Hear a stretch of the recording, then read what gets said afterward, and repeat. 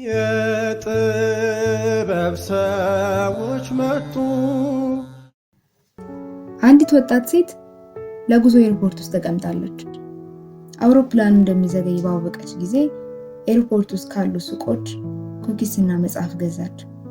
ወደ ቪአይፒ ወይም የተመረጡ ሰዎች ብቻ ወደሚስተናገዱበት ክፍል ገብታ ለንባብ ምቹ ወደ ሆነው መደገፊያ ወንበር አመራች። ተረራርዳም ተቀምጣ ማንበብ ጀመረች። አጠገቧ አንድ ሰው መጽሐፍ ያነባል። በሁለቱ መደገፊያ ወንበሮች መካከል ኩኪስ ተቀምጧል። በንባቧ መካከል መተገዣ ሆኗታል። ታዲያ ከኩኪሱ አንድ ስታነሳ ሰውየውም አንድ አነሳ። ገረማት። ሳያስፈቅዳት መውሰዱ አስደነቃት፣ ግን ዝም አለች። ቀጥላ እርሷ አንድ ስትወስድ እርሱም ሌላ ወሰደ። አሁንም ተበሳጨች። ድፍረቷ አናደዳት። በዚህ አላበቃም፣ እስከ መጨረሻ ቀጠለ። ቅጥል አለች፣ ግን ንቃው ተወችው። በአካባቢው ያሉ ሰዎችን አትኩሮት መሳብ አልፈለገችም። ለዚህ ብቻ አይደለም፣ በኩኪስ ምክንያት ጸብና ረብሻ መፍጠርም አልፈለገችም። እንዲህ እያለ የመጨረሻ አንድ ኩኪስ ቀረች። ይሄ የተረገመ ሰው ምን ያደርግ ይሆን ስትል አሰበችና በቀስታ ማየት ጀመረች። ከዚያም ሰውየው ኩኪሱን ሁለት ቦታ ከፈለና ግማሹን ወሰደ። ለድፍረቱ ጥግ አጣችለት። ከልክ ያለፈ ስርዓት የለሽ እንደሆነ ደመደመች። ሰዓቱ ደርሶ አውሮፕላን ላይ እንደተሳፈረች መነጽር ለማውጣት ቦርሳዋን ስትከፍት አይኗን ማመን አልቻለች። ያልተከፈተ የታሸገ ኩኪስ ቦርሳዋ ውስጥ አለ።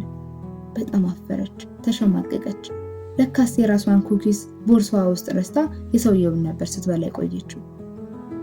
ከሁሉም በላይ በጣም ያጸጸታት ሰውየው እስከመጨረሻ አንዲት ኩኪስ እስከምትቀር ድረስ ያካፍላት የነበረው ምንም ሳይቆጭና ሳይማረር በደስታ መሆኑ ነበር። የራሱን ኩኪስ እየበላች በሰውየው ላይ ስትበሳጭ መቆየቷ እጅግ አሳፈራት።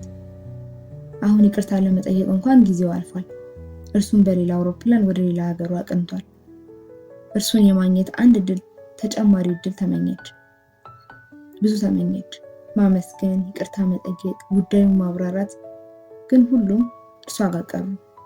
አራት የማይጠገኑ ነገሮችን አሰበች።